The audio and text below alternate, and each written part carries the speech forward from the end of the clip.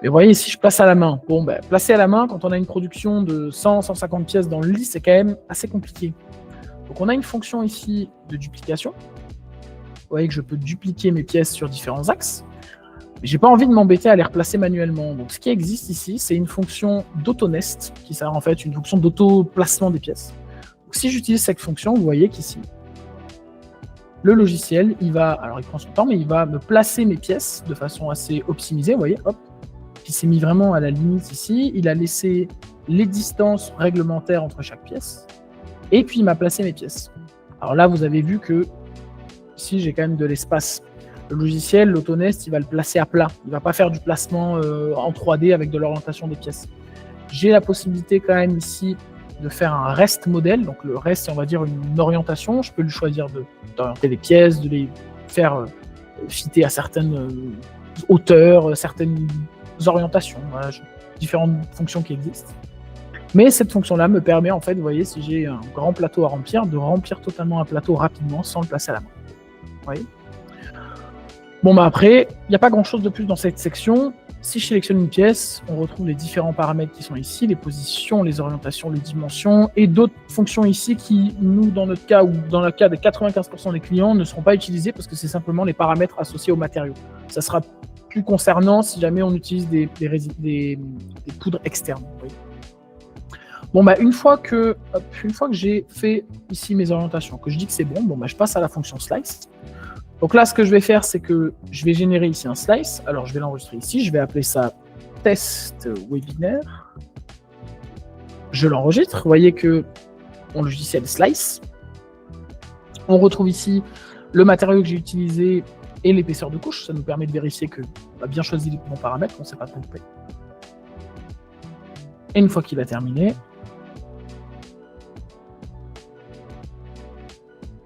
il sauvegarde.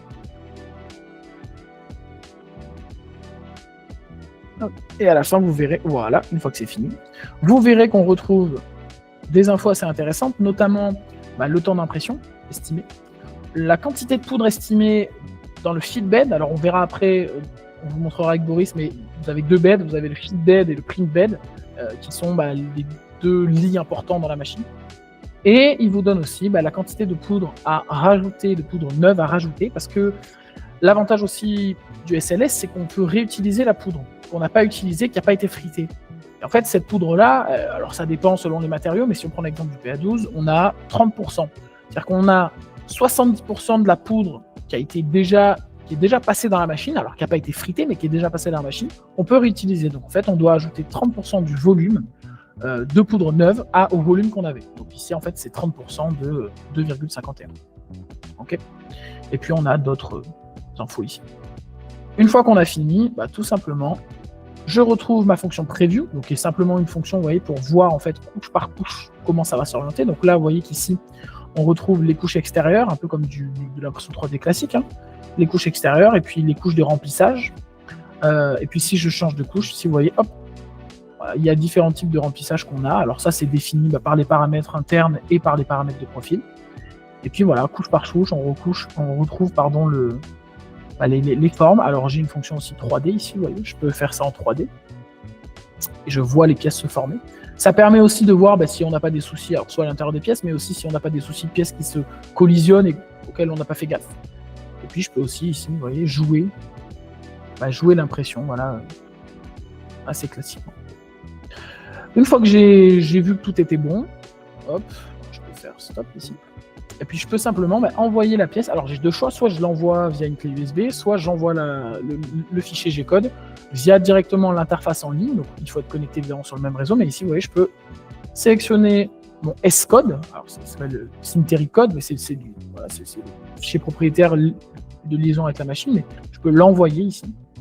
Donc là je suis en train d'uploader le fichier dans la machine et puis Boris va retrouver sur la machine. Voilà, une fois que c'est bon, il va retrouver sur la machine ici le fichier que j'ai envoyé. Voilà pour cette partie-là. Je vais retrouver Boris qui va prendre le relais et puis on va vous présenter comment lancer cette impression qu'on vient de faire.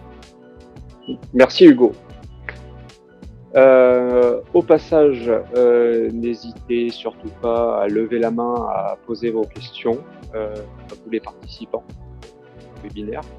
auxquels je peux, avec l'aide d'Aurélien, y répondre durant la phase de remplissage et le lancement de l'impression. Ici, on peut remarquer, alors Hugo vient de lancer, Hugo est en train de nous rejoindre, il est en train de parcourir ERM FabNTest et de nous rejoindre. Bonjour Hugo, rebonjour, n'hésitez pas à vous approcher. Au passage, j'ai vérifié de mon côté, nous avons bien reçu le fichier Hugo. Nous avons bien reçu le fichier sur la machine, donc le fichier a été téléversé, donc la machine est connectée en réseau, un peu comme toutes les machines aujourd'hui, hein, la machine est connectée en réseau local chez nous, chez ERM. L'ordinateur d'Hugo était connecté en réseau local, du coup il a pu communiquer avec la machine. L'avantage de ça, c'est aussi qu'on peut voir le statut en cours d'impression et l'état de la machine en direct. Je suis accompagné également de Nadège qui va nous permettre de voir la machine plus en détail. Donc ici, alors pour des besoins purement techniques, je vais parler à la place d'Hugo puisqu'Hugo dispose des EPI. Donc première petite question sur les EPI, c'est un sujet dans le domaine de la poudre. Donc généralement, nous on travaille avec paire de gants, masque et lunettes également de sécurité pour éviter de projection de poudre et puis inhalation de poudre. Donc on a bien retrouvé le fichier sur la machine. Hugo va tout simplement suivre la procédure d'impression. Donc ici on peut voir l'écran, donc c'est sur la Lisa X et sur la Suzy, on est sur des écrans qui sont montés sur une charnière, sur un pivot pour pouvoir y voir plus clair globalement. L'avantage de ça, c'est que du coup on peut rentrer l'écran dans la machine pendant l'impression, ça évite de pouvoir d'avoir une chance de le taper et de l'abîmer. Donc ici on retrouve bien notre impression. Donc, l'idée du webinaire également, c'est de pouvoir vous montrer que sur Synterit, je l'espère, vous l'avez vu, vous l'avez compris lors de la préparation des données, on est vraiment sur une recherche de la simplicité et du coup, manipulation possible par tout type d'opérateur. Donc là, Hugo va tout simplement continuer le process. Donc là, du coup, on vérifie l'état de la machine. Première étape, donc ouverture de la porte. Pendant qu'Hugo, petit aparté sur la partie maintenance, vous avez dû le voir juste avant, la machine dispose d'un menu qui permet de vérifier l'état de maintenance de l'imprimante. En l'occurrence, tous les éléments sont... La maintenance a été faite, la maintenance opérationnelle a été faite sur la machine, et du coup rien n'est à faire. Pour info, on est capable de voir, donc là Hugo est en train de le montrer, voilà, il est en train de montrer le statut de chaque élément qui doit être sujet à maintenance de manière assez régulière. Donc vous voyez un compteur d'heures avec un tuto qui permet de suivre les étapes pour la maintenance de chaque élément. Donc là, revenons sur la partie impression. Donc là, ici, on en est à l'étape 2 sur 11. Première étape, c'était l'ouverture de la porte. Du coup, à l'intérieur de la machine, on peut distinguer ce qu'on appelle le ricoteur. C'est la lame qui va avoir pour objectif de transvaser la poudre depuis le volume dans lequel se situe la poudre à gauche vers le volume d'impression qui va descendre à droite. Donc il faut imaginer une sorte de vase communicant, c'est-à-dire le plateau ici va monter au fur et à mesure que le plateau à droite va descendre. C'est aussi simple que ça. On distingue également dans la machine la partie lampe pour la chauffe du volume d'impression. On chauffe pour le PA12, le volume ici est mis en chauffe autour des 170 degrés, à peu près 170-180 degrés. Ici, on est sur des lampes de puissance. Le ricoteur, du coup, à cette étape se met sur le côté et on peut distinguer que la prochaine étape, tout simplement, c'est de remplir la poudre dans le volume qui s'est mis à la position à gauche. C'est-à-dire que en fonction de la taille du fichier à imprimer, le plateau ici va descendre plus ou moins haut et du coup, on va remplir de plus ou moins de poudre en fonction de ce qu'on a imprimé pour gagner du temps. Ici, on va reculer un petit peu pour laisser Hugo remplir la machine. Donc ici, on est sur du seau de poudre PA12. On est sur du seau de poudre PA12. Il y a déjà eu un refresh. Pour information sur les quantités de refresh ici sur le PA12, on est de l'ordre de 30%, c'est-à-dire que on réutilise la poudre. Donc la poudre utilisée sur la précédente impression a été récupérée dans la PHS, extraite avec une vis tamisée, et ensuite on la récupère dans un seau. Et ensuite on vient rajouter 30% de poudre neuve pour pouvoir faire des impressions correctes.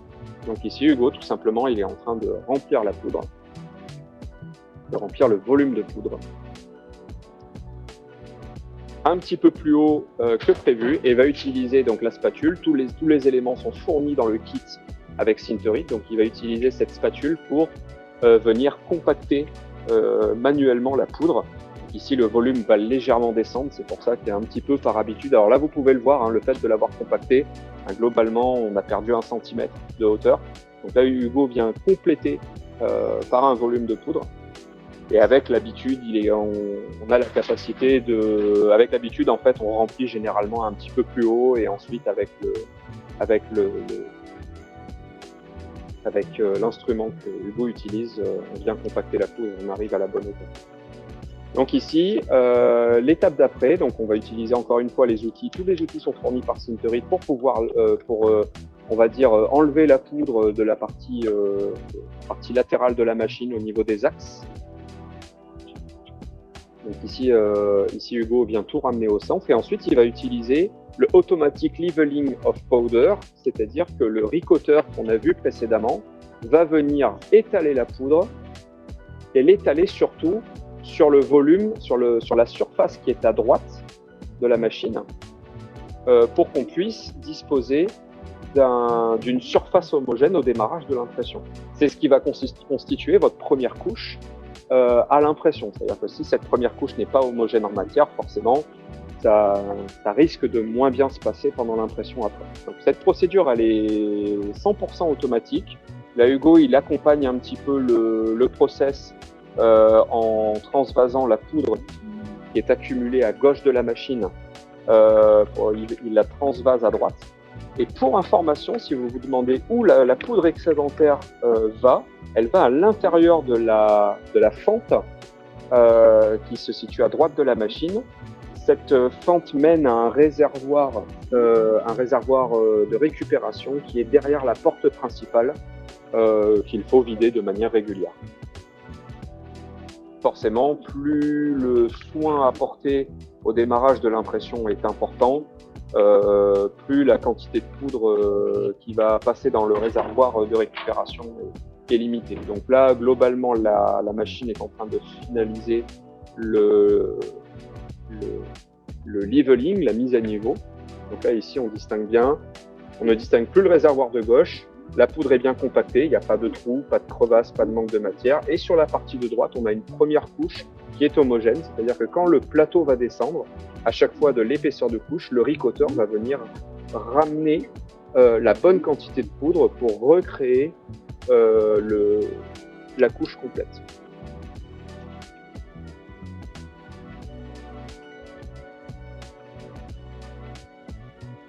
Donc le ricoteur a terminé sa procédure, la procédure est terminée, le ricoteur se met au milieu.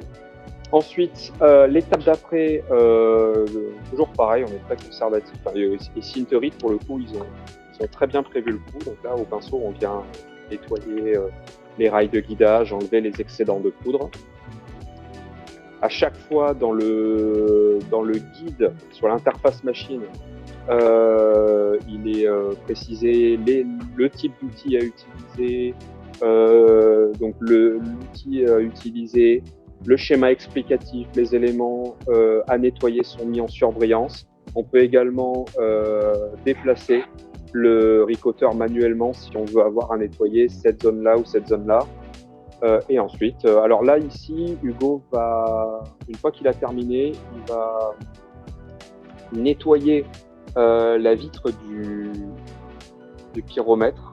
C'est une petite vitre qui permet de faire passer la puissance. Donc là, voilà, l'interface Synthoric nous demande de nettoyer la vitre avec un petit chiffon avec de l'alcool. Ensuite, la machine est prête à l'impression. La prochaine étape et la dernière étape de préparation, c'est la fermeture de la porte. Rien de bien compliqué. À savoir que la trappe supérieure et la porte de la face avant de la machine, les deux principales trappes sont verrouillées systématiquement, et il faut une action opérateur pour pouvoir déverrouiller la machine. Donc ici, alors là Hugo est en train de ranger le seau de poudre qu'il a préparé. La prochaine étape, tout simplement, c'est une action opérateur qui est nécessaire pour la conformité de la machine. Il vient d'appuyer sur le bouton de démarrage. Ici, on a un preview du fichier qu'on doit lancer avec une vue sur la caméra.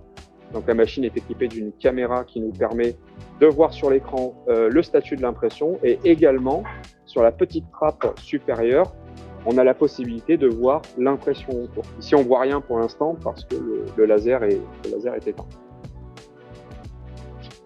Et ici, tout simplement, Start Print. Et là, très important et gage de fiabilité, la machine va lancer une procédure d'auto-vérification. Le laser, les ventilateurs, l'adjonction de gaz si c'est nécessaire. Donc, par exemple, pour le PA11TF, on vient rajouter de l'argon, azote ou argon. Et également les éléments de chauffe. Donc ici on voit le statut de vérification de l'impression en cours. C'est le temps de travail sur ce print? Ce fichier c'est 7h et quelques. 7h et quelques. Ok. Dans 2 heures de choc. D'accord, donc très intéressant. Donc là ici sur l'impression qu'Hugo a préparée, à ne pas négliger le temps de chauffe et le temps de refroidissement machine. Pour pouvoir disposer des pièces. Pendant que l'imprimante est en train de préparer son impression, on peut vous faire une petite présentation de l'ensemble de l'écosystème. Donc l'imprimante, ce qu'on appelle la PHS, la Powder Handling Station, une station de dépoudrage globalement, qui est équipée d'un aspirateur.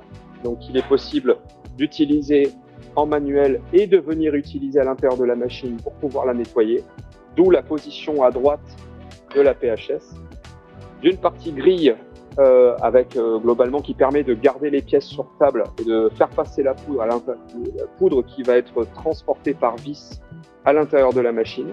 Ici on peut montrer on peut montrer la vis qui va transporter la poudre. Voilà, donc là, la machine, la PHS est allumée et on voit la vis qui transporte la poudre vers la partie tamis. Donc ici ensuite sur la PHS, donc c'est la station de travail, de l'opérateur une fois que l'impression est terminée, une fois que le bloc de poudre est sorti de la machine. Également donc des tiroirs de rangement et également dans la machine donc une partie tamis et pré-filtre, on va dire, de la poudre et des grosses particules. Et ensuite, dessous, on va retrouver du coup le seau de récupération de poudre qui peut être réutilisé. Alors, Hugo va vous le montrer. Voilà, avec la poudre à l'intérieur. Donc là, on a un certain volume. On peut venir peser le seau. Et ensuite, on sait quelle est la quantité de matière de poudre neuve à rajouter. Pour rappel, on est sur 30%, on est sur 30-70%. Donc ici, voilà, donc zone de post-traitement semi-manuelle ou semi-automatisée. Et ensuite, station de sablage, c'est-à-dire qu'une fois que le dépoudrage sur les pièces est fait, on vient mettre les pièces par la trappe latérale, on vient disposer les pièces à l'intérieur et ensuite on est sur une station de sablage classique avec boîte à gants, pistolet, et ensuite on peut aussi utiliser un pistolet qui est fixe ici, qui est actionné par une pédale, ici. Voilà. Enfin, dans l'écosystème fourni par Synterit, l'aspirateur Atex, qui est très important, l'aspirateur qui est relié ici à la machine. Donc c'est cet aspirateur qui va venir générer l'aspiration pour pouvoir récupérer la poudre. Du coup, on est sur un élément Atex, donc important parce qu'on est en train de travailler avec de la poudre. Ne pas oublier également que la PHS, du moins l'écosystème Synterit, est livré avec toute une série d'accessoires qui permet à l'opérateur de ne manquer de rien pendant qu'on travaille. Donc spatule, des éléments pour dépoudrer, des brosses, qui sont aussi imprimés sur Synterit, pour le coup. Est-ce que l'impression a démarré? Eh oui. Donc voilà, donc la partie auto-vérification a été un grand succès. Du coup, la machine attaque le warm-up. Ici, on voit le statut en pourcent et on peut voir du coup sur la vitre supérieure, on peut voir le volume d'impression, on peut voir qu'est-ce qui se passe à l'intérieur de la machine. Voilà. Donc, grande simplicité de fonctionnement. Surtout si vous avez des questions, n'hésitez pas, pendant que vous préparez vos éventuelles questions, on peut vous montrer quelques pièces. Donc quelques pièces qu'on a pu réaliser sur table ici. Donc on va retrouver TPU. Voilà, poudre TPU. PA11CF. Avec l'impression directement ici avec du jeu. Voilà, donc là on a imprimé l'assemblage complet. PA12. Donc des petites pièces de test avec des petites fines. Voilà, ça c'est des pièces des Benchy. Hein. Des parois fines aussi et des voilà. L'avantage du PA12, c'est qu'on est sur une résine qui correspond à énormément d'applications historiquement. Donc entre le PA12 et le TPU, on a des excellents résultats en termes de tenue mécanique. Les pièces, du coup, vu qu'on est en poudre, on est sur des pièces qui sont remplies à 100% systématiquement. Si on veut ne pas avoir à les remplir systématiquement, il faut le prévoir dans le fichier 3D à l'avance. On n'est pas sur un remplissage classique en FDM, comme en slicing FDM, où on vient mettre un remplissage à l'intérieur de la pièce. Il faut le prévoir dans le fichier 3D. Ou faire de l'optimisation topologique pour le coup. Alors l'avantage de ça, c'est que du coup on a une très bonne résistance mécanique. Et on a également une étanchéité, c'est-à-dire si on veut venir appliquer une dépression par ventouse pour des pièces de production, pour des choses comme ça. Ouais. Ça permet d'introduire la solution de VX1. De chez ASM. Alors à savoir que ERM Famentest est partenaire de Synterit, donc pour la distribution des écosystèmes SLS Synterit en France. Nous sommes également partenaires avec Dimension et ASM pour des solutions de post-traitement automatique, donc dépoudrage, sablage automatique, coloration, mais aussi vapor smoothing. Dans le vapor smoothing, permettez-moi aussi d'introduire les machines de chez ASM, notamment la VX1, qui permettent, dans un volume équivalent à celui de la Synterit, de pouvoir faire du vapor smoothing. Aujourd'hui, avec un solvant disponible au format cassette, peut-être tu peux nous trouver une cassette de solvant. Donc, c'est des machines qui sont ultra compactes et qui permettent de venir faire un vapor smoothing pour pouvoir avoir un rendu proche de l'injection. Alors par exemple sur un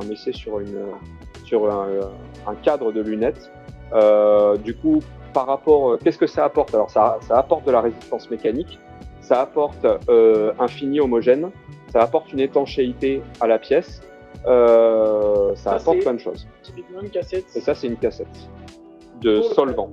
Donc, c'est une cassette de solvant pour le PA12 chez ASM. Cette cassette, elle est à usage unique. Elle est récupérée par ASM, donc c'est de la consigne. Et ensuite, donc du coup, l'opérateur n'est jamais en contact avec le solvant, ni avant, ni pendant, ni après le process. L'avantage aussi par rapport aux autres solvants, c'est que celui-là, il est de qualité compatible avec tout ce qui touche la nourriture. Ouais. Donc il est biodégradable et compatible avec les pièces qui touchent de la nourriture. Voilà. Donc, je ne sais pas si ça a bien été entendu, parce que je crois que j'ai le micro au niveau du casque, je crois, mais du coup, on garde la compatibilité contact peau, usage alimentaire, et aussi on est sur un solvant qui est biodégradable, donc le contenant et le contenu. Au passage, l'avantage de la solution, c'est qu'aujourd'hui on est capable de, du coup, avec les nouveaux profils d'impression fournis par Synterit, on est capable d'imprimer jusqu'à 30% plus vite une poudre PA12. Du coup, ça nous permet de pouvoir préparer des fichiers d'impression qu'on peut venir dépoudrer en fin de journée. Donc, on peut arriver à remplir un volume significatif de petites pièces qu'on vient dépoudrer la journée et ensuite lancer une impression sur la nuit sur un plus grand volume. Donc, ça nous permet de produire aujourd'hui en continu. Pour terminer le webinaire, donc merci à toutes et à tous pour avoir participé.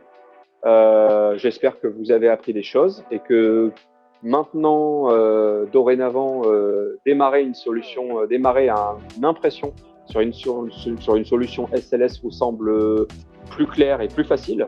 Dans tous les cas, n'hésitez pas à venir consulter notre site www.erm-fabtest.com. Vous avez toute la solution Synterit à votre disposition, la solution de chez ASM. Donc n'hésitez pas à nous contacter, on est là pour vous accompagner dans vos projets. D'ici là, on vous dit à très vite.